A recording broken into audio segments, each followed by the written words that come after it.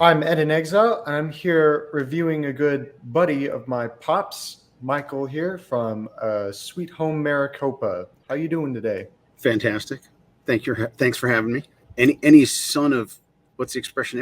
Any friend of Doug is a friend of mine. We've met, right?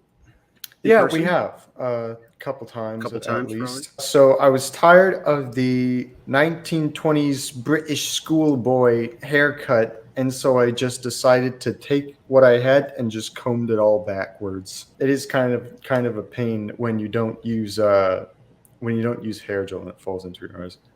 I can't say a word. I'm putting a hat on. I'm covering up all my issues with my hat right here. I can ask you questions, but you're going to ask me some questions.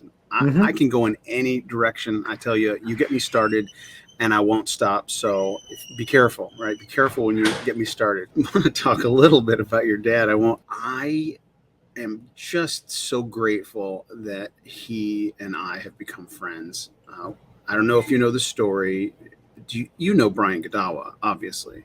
Yes, I do. Yeah. So he and your dad go way back, I guess like 20 years or more, maybe even 30 years, something like that. They go way Hmm. back.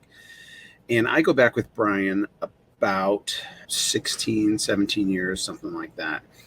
And so, I mean, your dad, Brian had mentioned your dad in passing and talking because, Brian and I are both Hollywood guys. Brian is a screenwriter, and we used to meet once a week over coffee, just iron sharpens iron. We're both Christians and conservatives in a dark, dark place, Hollywood. And so when you find another one of those, you want to grab onto them and hold on to them and not let them go. And you want to commiserate, but also Hmm. plot, right? For sure. You want to plot your takeover of the industry. And, but mostly it's iron sharpening iron. I don't know if that's the industry you're interested in going into. I mean, what are you into? I totally jive with you on your stance on friendship, especially because you're saying the exact same stuff that we're all saying with our friends. You know, iron sharpens iron. Find someone a lot like you, or someone who complements your strengths and weaknesses.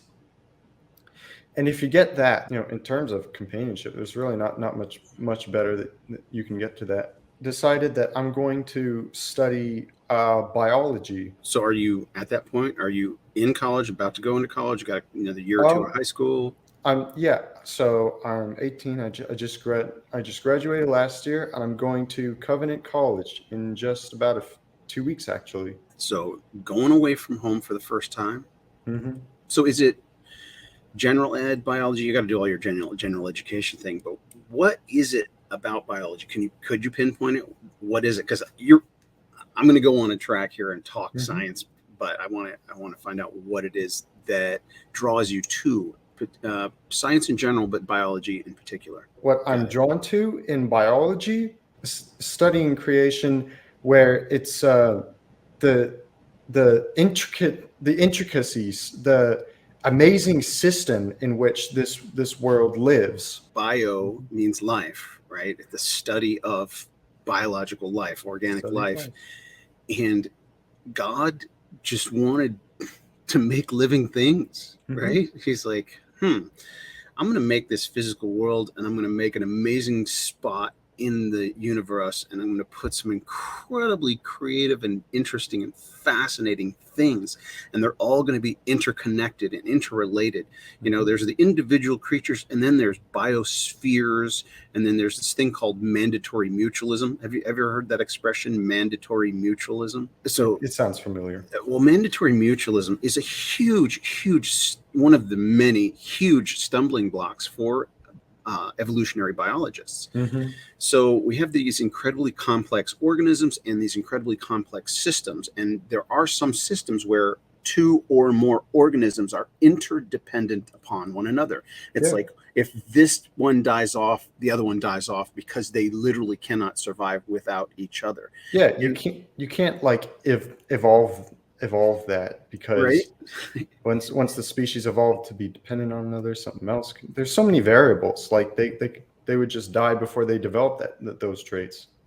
And every biologist, your molecular biologist or genetic biologist will tell you that mutations upon which the entire framework of Darwinian gradualism rests. Mutation Mhm. is 99.99999% debilitating or devastating to a system. Like a mutation usually kills off Mhm. the next generation. The mutations are always, science never says 100%, Yeah. but virtually always a mutation is detrimental to the progression of the organism, not advantageous. So it's all these Mhm. hurdles. So I'm with you on that, on the this fascinating creation. Uh, Science, biology, you get to study God's most incredible creativity, Mhm. his inventiveness and innovation. It doesn't have to make you rich, but if you're doing something that Mhm. you're actually satisfied doing and it makes ends meet, what better way to enjoy life is that? Especially if it's intertwined with ministry, then that's just the ultimate purpose. Well, let's go So, there. Your dad okay. is a Christian, right? Yeah. And so you've grown up in a Christian home. Did you have a moment in your life when you're like, wait a minute, Jesus, you're real. I can talk to you myself. I mean, was there this one moment, or has it just kind of always been something you grasp or understand? Okay, I gotta tell you, I don't know, like it's not the exact maybe it was. Um, it was when I first started freshman year. Uh, I'm just gonna say it like the from my freshman all my life all the way up to the freshman year, I was kind of just a little punk. I never took anything Mhm. seriously ever. I was just goofy and goofed off, and I I don't know. I didn't I didn't take anything seriously. Um, and I guess that kind of included my faith. But once I became a freshman, and I'm gonna say it, the high schoolers in at Franklin Classical School get lectured by Dr. George Grant. So it was when I started attending his lectures that I realized, I learned I need to take myself seriously. I mean, I need to take uh, my faith and my duty and my studies. I need to take all of that seriously, and it's about more than just me. That was my moment of clarity when it kind of dawned on me that I've I've been doing it wrong.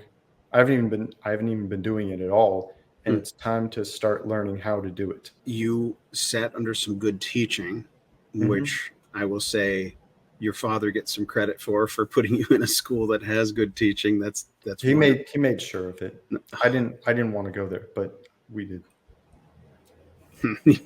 See, sometimes, well, oftentimes, as a parent, it's my duty, like that thing called parental guidance. Mhm. I actually had this conversation yesterday. I had all my three kids in the room and my wife in the room, and we're having a family discussion about some decision that affects all of us. And I don't know if I've ever said it before, but I made it clear. I said it right then. This is not a democracy. I said it. This is not a democracy. We're not going to go around the room and take a vote on this. This is an important decision. And, one of my children, the one that this decision affected the least, was Mhm. having the biggest problem with the decision. I'm like, and I couldn't say right then and there, I couldn't say, be quiet, your opinion doesn't count. I couldn't say that. But, you know, there's so many times when my children have said, no, I don't want to do this. Even I don't want to go see that movie. I'm like, well, we've all decided we're all going and you have to go with us. And then that particular child ended up loving that movie. Right. So Mhm. we as humans all have our preconceptions about things. And, I don't really feel like it. I don't really want to. And sometimes that when you resist that resistance, right? You have the resistance and you counter that resistance and you go ahead and do something you should do. Mhm. That's when God moves, and you're like, oh my goodness, God, thank you that I wasn't lazy or I didn't listen to my flesh. So your Father has been guiding you properly. It's good to hear. Exactly. Um, the movie thing that actually happens often. Uh, Whenever we automatically turn down this movie that we don't like that he wants to show us, he says calls it 15 minutes rule. You got to give it 15 minutes. If it doesn't hook you, you can go. But if not, it gets us pretty much every time. Nice. I'm learning some strategies from my friend, your father. Oh, very nice. So yeah, that fatherly thing that God does to us is what He bestowed upon fathers to do their own children, and that's beautiful. Is this something you are you looking forward to a family? Do you have a love interest, or are you just holding off and waiting for God? I'm gonna say all of the above to those questions. Yeah, I've always kind of wanted a family, but of course there are a lot of responsibilities. I don't I don't never knew if I could take them. So my plan is just to try and figure out uh, being able to actually live in independently first, and then I'll try and go about doing that. Do you have?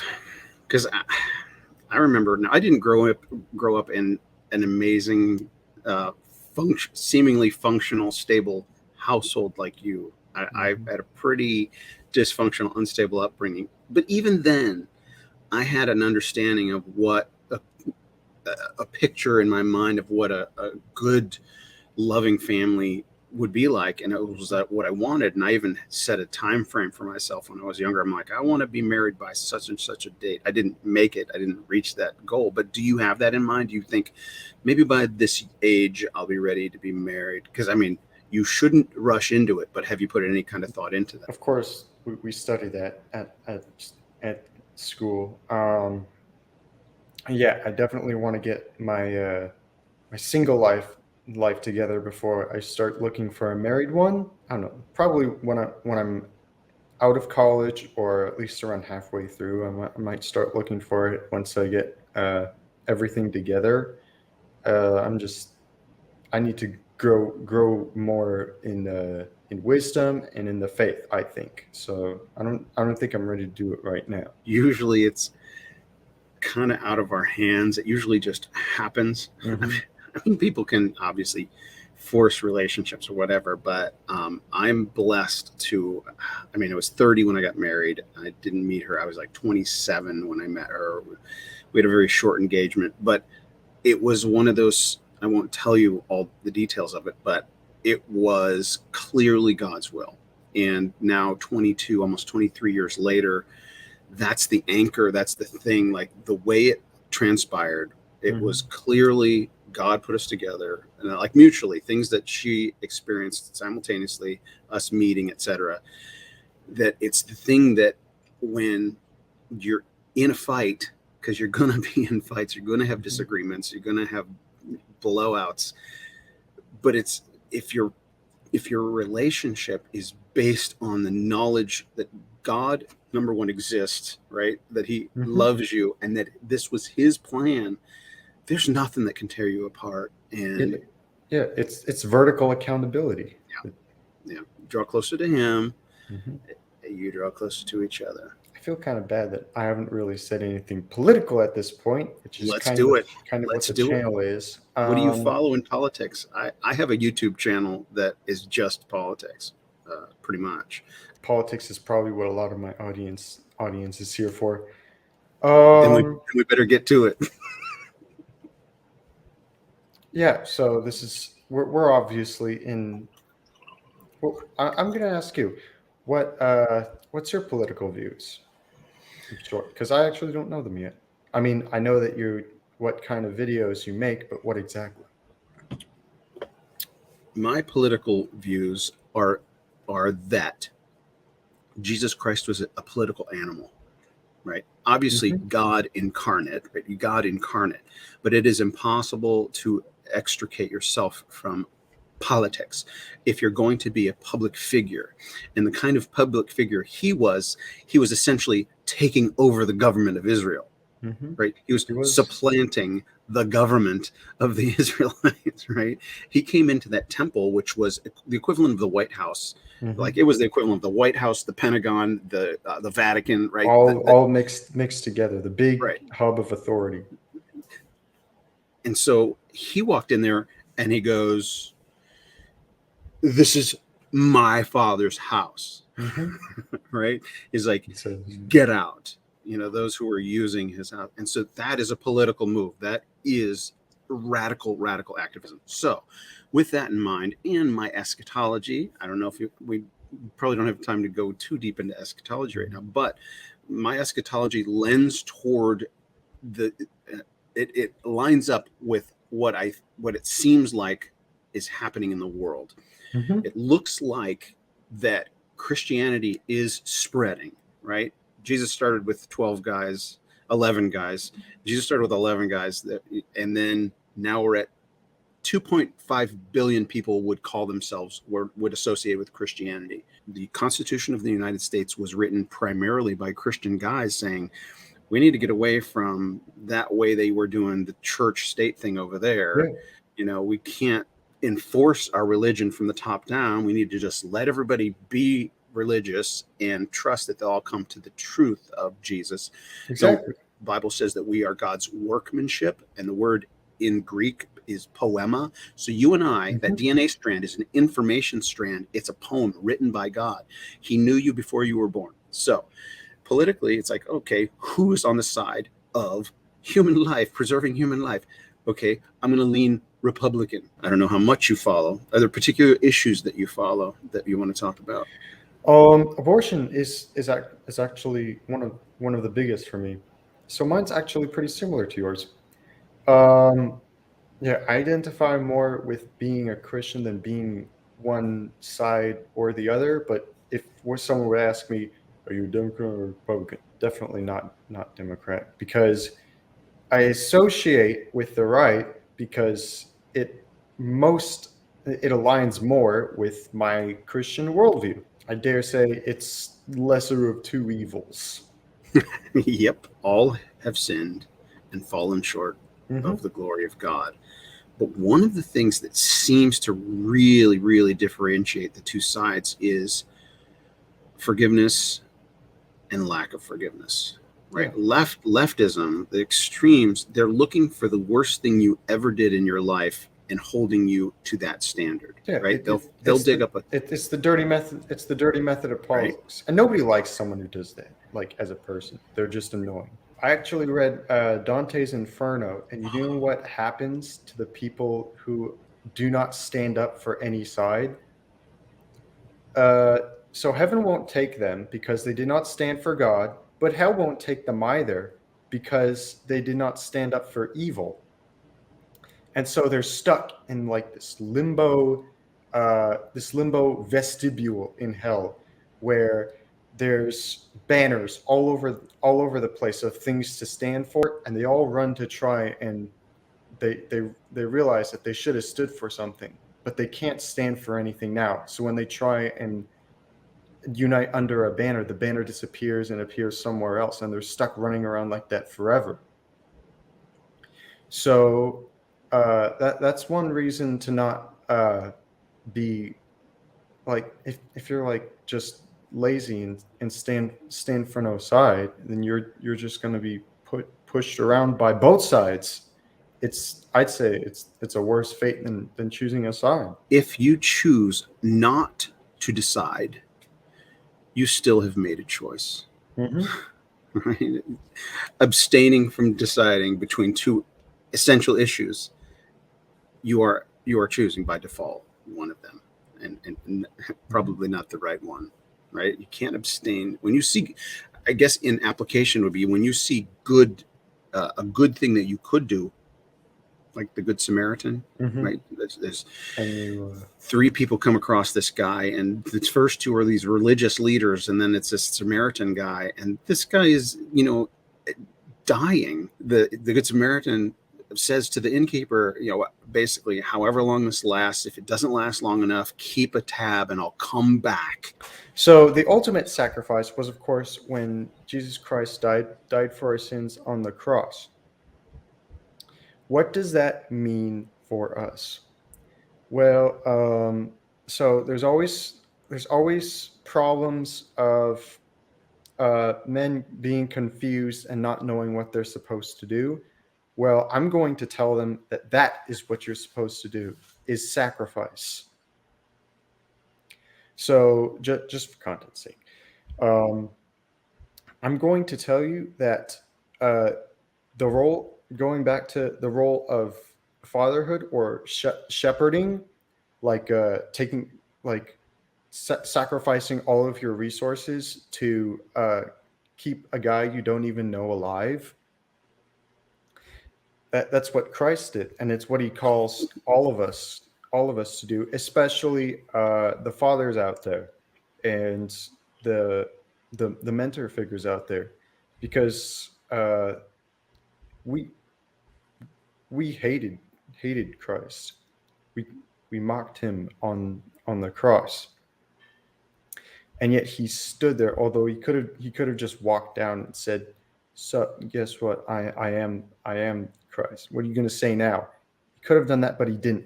For his sacrifice, he stayed on the cross, and he saved us all.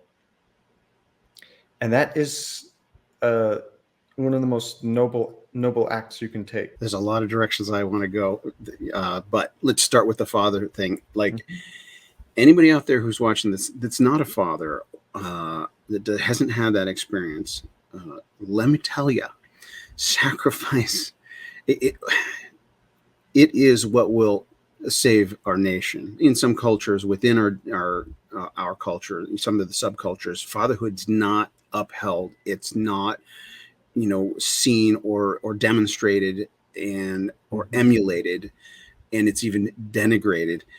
And that is the solution. It's men being men and laying down their lives for their future, their offspring, future generations. And be the guy who does something. It's I gotta tell you, I could totally too. It's just I don't know how to put it into words half as well as you do. Take some time and study and read. I mean, I haven't even read Dante's Inferno, so don't. Right? I haven't. I'm embarrassed to say. So you've already got a kind of a head start.